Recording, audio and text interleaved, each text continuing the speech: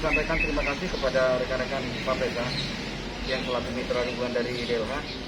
Kami berharap untuk mitra-mitra yang lain juga berpartisipasi seperti itu.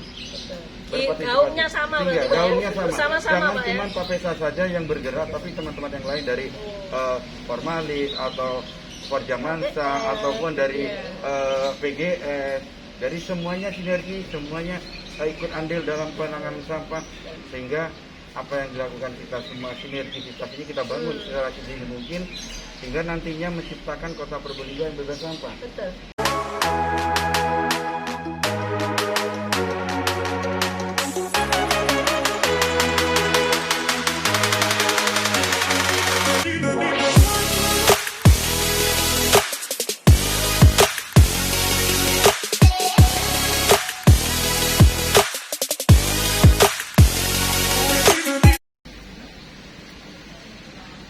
Welcome to podcast Kontel yuk, ngobrolin tentang lingkungan yuk, bareng Dinas Lingkungan Hidup Kota Probolinggo.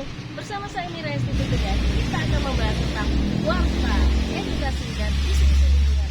Pantengin terus channel kita di Ngontel DLH Kota atau follow akun Instagram kita di DLH Kota Probolinggo.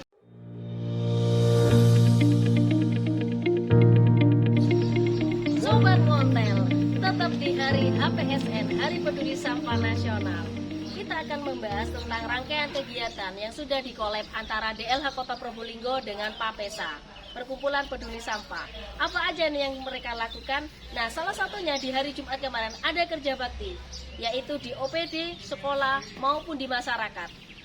Hasil kerja bakti mereka akan timbang dan mereka laporkan di link yang sudah tertera di surat edaran Wali Kota kemarin tentang Hari Peduli Sampah Nasional. Kali ini kita akan mengundang narasumber yang berkompeten di bidangnya, yaitu Sekretaris Papesa dari SMA N1 Kota Probolinggo dan dari Kabid Penanganan Penanggulangan Sampah. Siapa lagi kalau bukan Bapak Sunjoto. Tapi di mana nih para narasumber? Apakah mereka ada di sini? Apakah mereka sibuk untuk menimbang hasil kerja bakti dari semua lapisan masyarakat? Kita cari sobat. Yuk, kita cari mereka.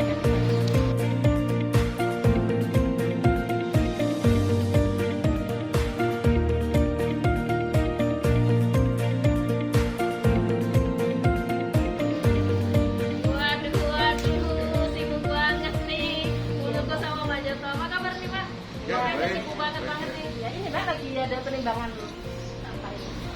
Tadi dari mana nih Pak Jata ini? Ini dari hasil kerja bakti yang telah terpilah itu. Teman-teman, di samping kerja bakti sesuai dengan agenda dari teman-teman Papesa dalam rangka HPSN, kita sambil memilah sampah. Memilah sampah hasil kerja bakti itu yang risikonya nanti kami kirim ke TPA. Itu ya. Jadi ini dari OPD dan beserta lembaga pendidikan. Yang link kemarin itu Pak, yang link yang dikirimkan di OPD itu datanya sudah masuk dan ini sampahnya yang akan dipilah Ya, gitu ya? sampah yang akan dipilah. Iya. Oke. Jadi ini untuk sementara, nanti sambil menunggu dari yang lain nanti akan kami timbang selanjutnya seperti itu. Oke siap Bapak, keren banget guys. Kita akan ngobrol santai dengan dua narasumber ini bagaimana tentang respon masyarakat terhadap Hari Peduli Sampah Nasional atau HPS. Ikutin ya.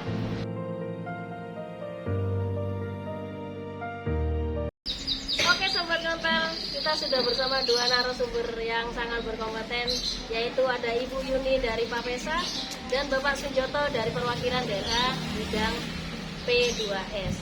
Sobat Ngontel, yang ingin kita tanyakan kemarin pada surat edaran Wali Kota, di sana tertera link yang harus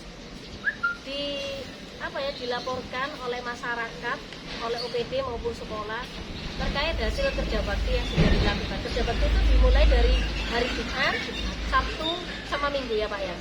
Oke Bu Yuni, yang mau saya tanyakan ada dulu, dari data yang masuk lewat link tersebut yang ada pada surat edaran Bapak Wali Kota terkait Hari Peduli Sampah Nasional, menurut jenengan analisis apa yang bisa diambil dari sudah data yang masuk tersebut? Ya, baik Mbak Ira. Di sini kalau saya menyikapi dari hasil yang saya akumulasikan ya, sudah saya kumpulkan di situ bahwa sebetulnya kita itu sudah melakukan kegiatan kerja bakti, tetapi justru kita lihat dari hasil responden itu hanya berjumlah 70 responden. 71 Ya, dan itu pun yang satu ada yang ganda. Jadi saya rekam jadi 70 responden. Itu dari OPD dan masyarakat. OPD-nya sangat luar biasa, antusias, ada 60. Sedangkan masyarakat itu hanya 10 responden. Jadi saya merasa sangat prihatin gitu ya, prihatin dengan adanya kita sudah berupaya, DLH sudah berupaya, Pak Pesa juga sudah berupaya. Pada intinya laporan untuk hasil apa ya pada harga tadi nggak nyampe ke kita, ya nggak nyampe ke kita. Mungkin mereka juga enggan, gitu ya.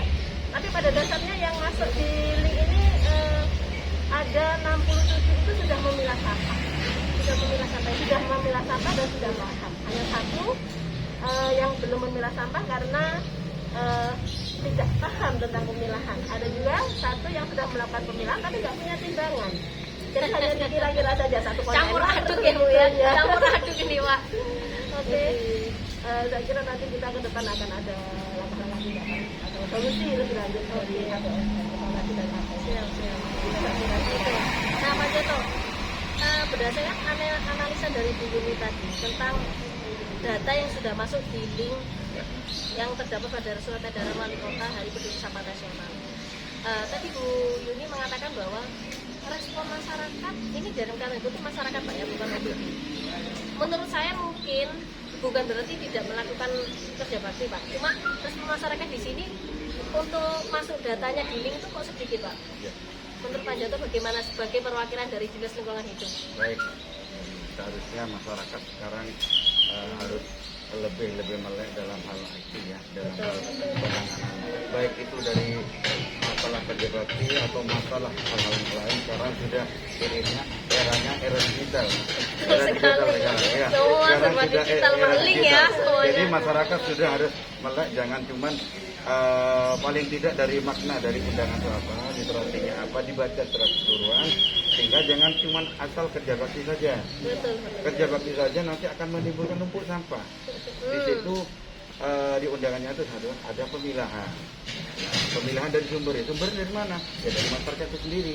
Kalau masyarakatnya juga semuanya akan berpartisipasi dalam hal pemilahan sampah, insya Allah TPA tidak akan perlu lagi, akan tertangani. Sampah di Kota Probolinggo oke, ditangani. Tapi dalam hal penumpukan sampah itu masih ada sangat ini. Karena apa? Kurangnya pemahaman dari masyarakat. Begitu sampah terpilah, masyarakatnya tidak telaten dalam hal ini, tidak telaten. Begitu dipilah, begitu ada petugas dipilah, setelah itu dicampurkan kembali. Ya, jadi kami perlu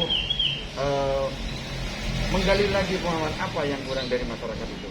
Ya, itu tugas kita selaku pengambil kebijakan dari mewakili pemerintah, khususnya di Dinas Lingkungan Hidup, dan kami akan bekerjasama dengan rekan-rekan mitra lingkungan, termasuk Kapolda yang lebih mendekatkan masyarakat, akan lebih pendekatan secara persuasif saja, pendekatan secara persuasif. Menyentuh ini, Iya. Itu dengan hati ya. Menyentuh dengan hati, betul.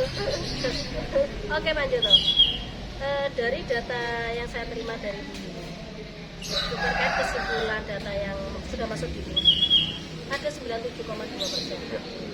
Itu sampah sudah Ya. Nah, sebagai perwakilan dari Dinas Lingkungan Hidup, terutama bidang T2S, bidang yang terkait dengan langsung dengan persampahan, yang saya tanyakan ada aksi apa atau inovasi apa yang mungkin akan dilakukan DLH melihat angka 92,7% ini pemilahan sudah dilakukan saat Hari Peduli Sampah ini. Yang mudah-mudahan seterusnya akan terus berbudaya Pak. Apa Pak inovasi? Baik. Kalau melihat laporan dari teman-teman Kapolda yang sudah dibilang 67 sekian persen sampah sudah terpilah, berarti secara persentase dia itu sudah sangat baik sekali. Sangat baik. Sangat baik sekali. Sudah ada pemilahan. Memang sesuai dengan tema pada HBSN tahun ini. Kelola sampah, kurangi emisi dan bangun proklim. Nah, yang paling poin di sana apa? Kelola sampah. Tadi sampahnya sudah terkelola. Betul. Sampahnya sudah terkelola. Insya Allah kalau ke depan kalau itu dilaksanakan secara berkesinambungan, maka akan menjadikan Kota Probolinggo itu bebas sampah di tahun 2025. Amin. Akan muncul begitu. Jadi kalau sampah pilah dari sumbernya, jadi yang residu saja kita kirim ke TPA, sehingga kita pemerintah tidak pusing-pusing lagi mencari tempat lagi memilah sampah ada lagi. Tapi alangkah baiknya nanti ke depan pemerintah kota menyiapkan lagi pengolahan sampah yang berbudaya lingkungan. Yang Dalam hal berbudaya ini. Ya, lingkungan. dalam ini kalau kita selama ini kami pengolahan sampahnya di TPA itu melalui sanitary landfill. Sanitary landfill itu menimbun sampah juga cuma memanfaatkan gas metannya saja. Nah, sehingga lama-kelamaan akan muncul juga, akan overload juga. Solusinya bagaimana? Solusinya harus ada penanganan sampah secara teknologi yang ramah lingkungan. Itu yang kami harapkan ke depan.